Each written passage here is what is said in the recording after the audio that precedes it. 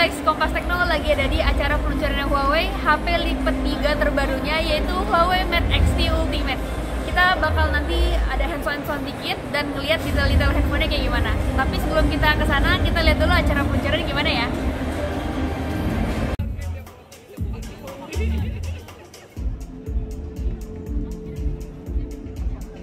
Mengenai ultimate estetik yang membalut mahakarya pada hari ini.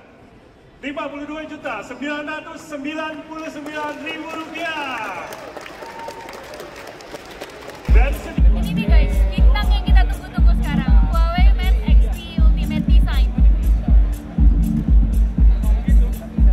Jadi ini beberapa bodinya. Kalau di ujung ini dia ada tombol power sama tombol volume.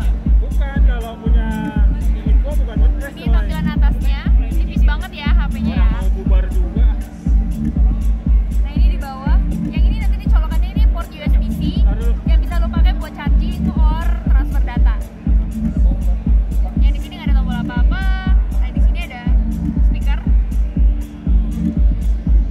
Ini juga ada. Kayak gini kalau dibentangin. Tapi kalau misalnya kita mau lipat, Habis masih depannya nanti tidur kayak gini kira-kira tampilannya, layar utamanya. Semua layar ini udah pakai panel OLED. Ukurannya ini 6,4 inci. Kalau misalnya kita cuma buka setengahnya aja, kalau dibuka setengah kayak gini, ini kira-kira ukurannya 7,9 inci. Tapi kalau dibentangin, ini sekitar 10,1 inci. Gede banget ya, jadi kayak tablet. Dan orientasi ini gak cuma landscape doang, bisa jadi buat vertikal kayak gini. Jadi ini misalnya kalau misalnya pengen baca artikel, tulis, atau apa, bisa diubah orientasinya jadi vertikal kayak gini. Kita coba ngetik pakai layar pertama ya.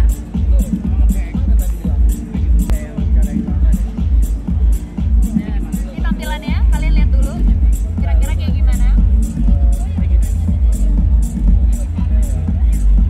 Feels ngetiknya tuh sebenarnya menurut gue masih nyaman ya. Layarnya tuh nggak terlalu sempit, jadi kayak nggak susah juga untuk mencet keyboardnya gitu. Kalau misalnya pakai layar gede, gede banget. Tombolnya gede-gede. Ini buat yang telapak tangannya agak kecil kayaknya agak susah sih ya, karena tombolnya agak jauh-jauh dan gede-gede gini. Atau mungkin diubah jadi kayak gini. Alternatif ya.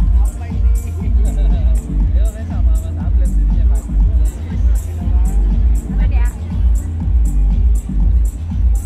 Kalau buat YouTube gimana nih? Oh, di sini nggak ada YouTube. Ada sih. Tadi tuh yang ada yang mana ya? Di situ doang yang ada YouTube. Oh, di sini ada YouTube. Tidak ya, tidak ke depan ya. Boleh, boleh. Kita ganti ke sini aja guys. Yang itu gak ada YouTube. Nah, ini ada YouTube. Kita coba scrolling medsos ya. Nah, kalau layarnya full dibentangin semuanya, tampilan itu tuh jadi gede banget. Jadi mirip kayak tablet.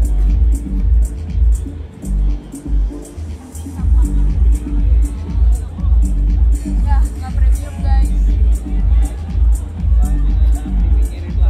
Ini kira-kira kalau layarnya full. Itu bisa nggak deket ya? Kalau nontonnya misalnya layarnya setengah doang nih, bisa gimana nih? Nah, auto gitu. Bisa di zoom ya? Oh bisa. Tapi ini tetap jelas. Ini ya. Tapi kalau masih layar kegedean, tinggal lipat lagi. Tada!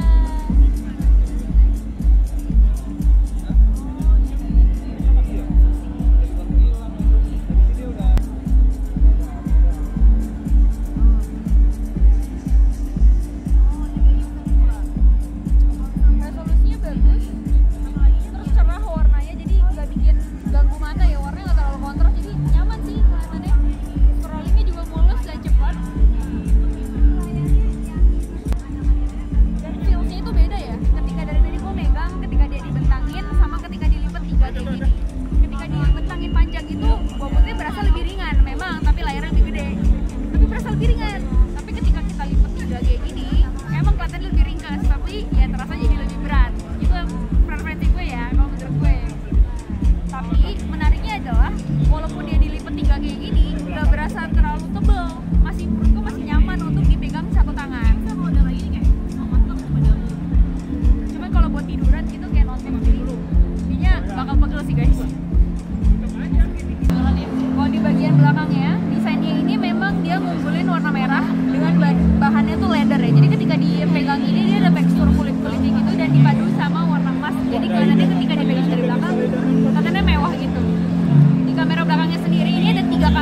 yang kamera pertama 50 megapiksel, telefoto dan ultrawide ini sama-sama di 12 megapiksel. Kamera di belakangnya juga punya fitur variable aperture yang bisa di-adjust sesuai sama kebutuhan. Jadi kalian nggak perlu khawatir kalau misalnya fotonya digelap terlalu atau minim cahaya, karena aperture-nya ketika diganti, dia seenggaknya bisa maksimalin hasil gambarnya. Kita coba ya, kira-kira lihat zoom-nya aja ya.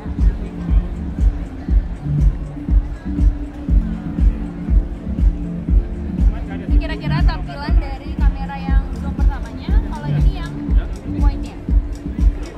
Kita coba zoom ya guys.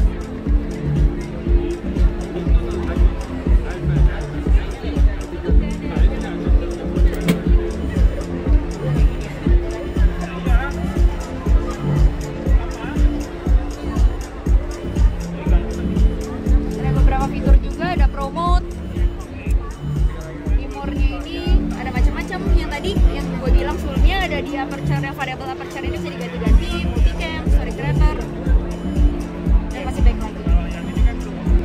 Handphone itu juga bisa di-adjust ketika lu mau beauty mode atau enggak, bikin hasil selfie foto lu tuh jadi lebih cakep lah kalau lu lagi kasih yang foto. Ini nggak berlaku buat kamera belakang doang, tapi ini juga berlaku buat di kamera depan. Ini gue kasih lihat kamera depannya hasilnya gimana ya. Resolusi kameranya ini 8 megapiksel. Jadi ada beberapa efek yang bisa kalian misalnya mau habis selfie sama teman, ini ada filter yang bisa dipakai. Atau kalau misalnya kalian pengen hasilnya lebih maksimal lagi nih, kalian bisa selfie pakai kamera belakang ala Gen Z, tapi nggak perlu ribet karena kalian bisa sambil ngeliat nih kayak gini.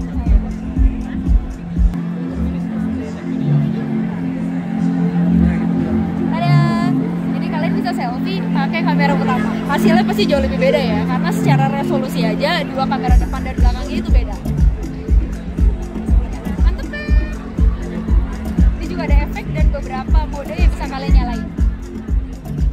Kelar ngomongin kamera, gue juga bakal ngomongin soal baterainya nih. HP lipat kayak gini bisa tahan berapa lama sih?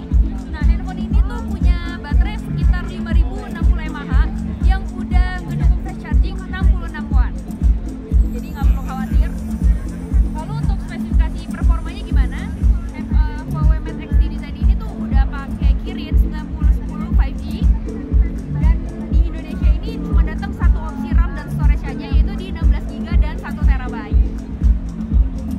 Oh ya, satu info menarik lagi guys, handphone Huawei kali ini itu udah nggak pakai layanan Google ya, jadi kalian nggak bakal nemuin beberapa layanan Google kayak Google Maps, YouTube dan lain-lainnya, karena ini udah fully ngejalaninnya itu OS-nya bikinan Huawei sendiri, yaitu di HarmonyOS 4.2. Dari sekian informasi spesifikasi yang udah gue bagiin dari tadi, kalian bisa tebak berapa